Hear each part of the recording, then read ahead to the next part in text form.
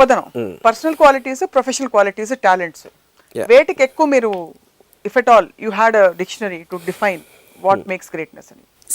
అదే ఇప్పుడు I don't think separate చేయగలమా చేయకూడదా అనేది ఒక పాయింట్. ఇప్పుడు ఆబ్వియస్లీ గొప్పదనం అనేది అనదర్ పర్సన్స్ పర్సెప్షన్ అనేది మనం ఆల్రెడీ ఎస్టాబ్లిష్ చేసినప్పుడు ఒక పర్సన్ని తన ప్రొఫెషన్ మూలాన మనం ప్రేమిస్తున్నామా, తనకున్న వర్క్ అవుట్పుట్, తను చేసిన దాని నుంచి మనకేం వస్తుంది, ఈ ఫ్యాక్టర్స్ నుంచి మనకి ఒక ఇంప్రెషన్ వస్తుంది. కాబట్టి I think they're all mixed, they can't be separated. అంటే ఫర్ ఎగ్జాంపుల్ ఇళయరాజా గారు అంటే విపరీతమైన ఇష్టం నాకు.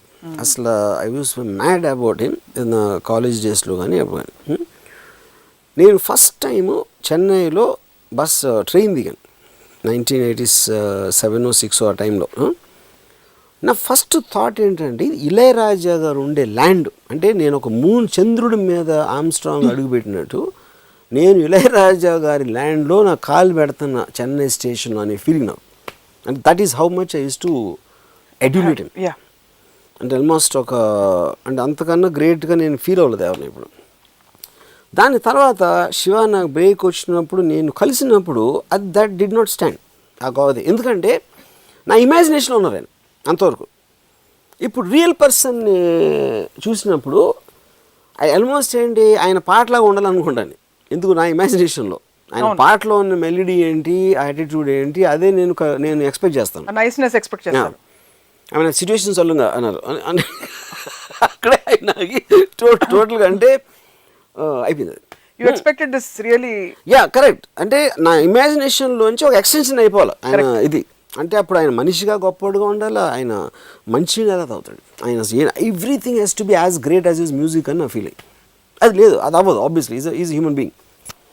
సో నాకు కోయంబత్తూరు శివ కంపోజింగ్కి వెళ్ళాం. ఎందుకంటే ఆయన ఎందుకు కోయంబత్తూరు వెళ్తున్నారో నన్ను అక్కడ రమ్మంటే మేము ట్రావెల్ అక్కడ నేను దిగి ఈ బంగ్లో ఇది మన రెస్ట్ హౌస్ ఉంటుంది కదా ఎక్కడైతే ఉండాలో అక్కడ నేను ముందుకు వెళ్ళి వాళ్ళతో మాట్లాడి వెనక్కి తిరిగాను. రాజా గారు బ్యాక్ సీట్లో కూర్చున్నారు, కారు అంబాసిడర్ కారు. ఇప్పుడు వరకు Sapna I still remember him. ఆయన పళ్ళతోటి రేర్ వ్యూ మిర్రర్ ఉంటుంది కదా, అదే సారీ మన విండ్షీల్డ్ అద్దం దిగి ఉంటే ఆయన ఏదో పళ్ళతో కొరుకుతున్నారు దాన్ని. I can't forget that visual. అంటే ఇళయరాజా అనే మనిషి అంటే చిన్నపిల్లలు చేస్తారు అది. సో ఒక 50-year-old మ్యాన్ పళ్ళతో కొరుకుతూ ఉంటే ఆయన ఉన్న చిన్నపిల్లలు. కానీ నా పాయింట్ ఏంటంటే ఆయన ఏం చేసినా నాకు ఆయన మ్యూజిక్లో ఉండాలని నా ఫీలింగ్. సో నాకు ఆ కంపోజింగ్ వెళ్ళి ఒక 2 days ఆయనతో స్పెండ్ చేసేప్పటికి మొత్తం ఇంప్రెషన్ అంతా పోయింది. కానీ అసలు ఆయన నాకున్న గొప్ప క్వాలిటీ ఆయన మ్యూజిక్. నేను పర్సనల్ లెవెల్లో ఎందుకు ఎక్స్పెక్ట్ చేస్తున్నది, కానీ అది రీచ్ అవ్వలేదు. కాబట్టి చాలా మందికి అవుతుంటుంది 100%. Yeah of course.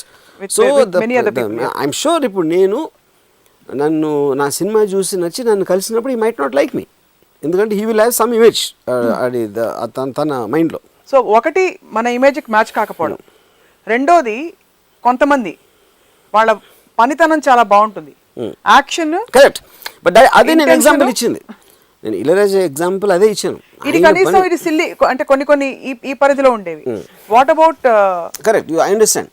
సో ఆయనకున్న టాలెంట్కి ఆయన మనిషిగా ఎట్లా బిహేవ్ చేస్తారు, మనిషిగా ఎట్లా డీల్ చేస్తారు అనేది కరెక్ట్.